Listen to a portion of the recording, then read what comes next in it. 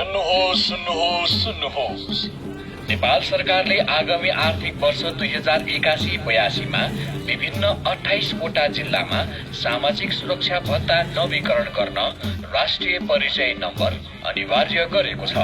उक्त जिल्लाहरूमा विवरण दर्ता गर्न छुट भएका लाभग्राहीहरूका लागि जिल्ला प्रशासन कार्यालयको समन्वयमा स्थानीय तहबाट समेत विवरण दर्ता गर्ने कार्य भइरहेको छ।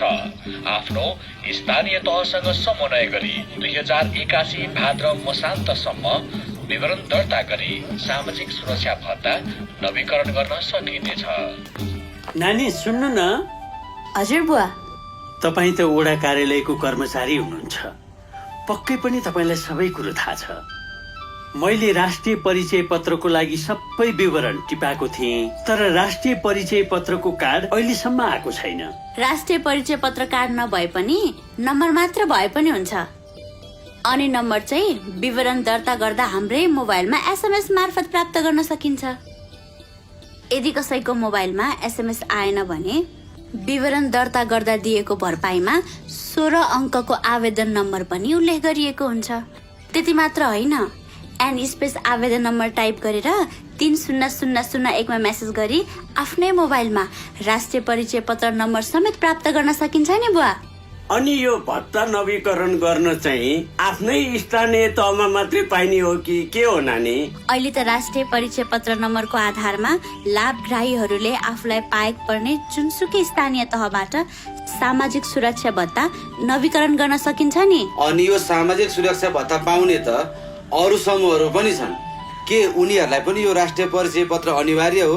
बालबालिका, आफूले आफूलाई हेरचाह गर्न नसक्ने, अशक्त, असहाय अथवा 90 वर्षभन्दा माथि पुगेका ज्येष्ठ नागरिकहरूको हकमा भने राष्ट्रिय परिचय पत्र नम्बर नभए पनि सामाजिक सुरक्षा भत्ता नवीकरण गर्न सकिन्छ। औषधि किन्नलाई कति सजिलो भइरहेछ यो भत्ताको पैसाले। म त आजै नातिलाई लिएर गएर के गर्नु पर्यो गरिहाल्छु।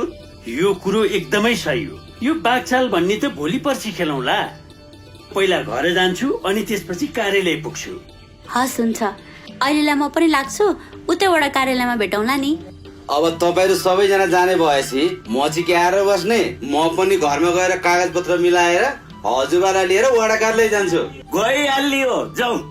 नेपाल सरकारले विभिन्न 28 वटा जिल्लामा सामाजिक सुरक्षा भत्ता दर्ता तथा नवीकरण गर्नको लागि आफ्नो राष्ट्रिय परिचय पत्र नम्बर अनिवार्य गरेको छ।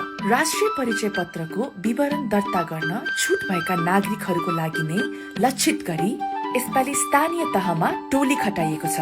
त्यसैले यहाँहरूले हतार नगरिकन आफ्नो स्थानीय तहसँग सम्पर्क गरेर टोली खटाइएको बेलामा विवरण बुझाई आफ्नो सामाजिक सुरक्षा भत्ता नवीकरण गर्नको लागि हामी अनुरोध गर्दछौँ। साथै आफ्नो परिचय पत्र नम्बरको आधारमा तपाईहरूले आफूलाई पाएको पर्ने वडा कार्यालय या त सेवा केन्द्रमा गएर पनि आफ्नो सामाजिक सुरक्षा भत्ता नवीकरण गर्न सक्नुहुनेछ।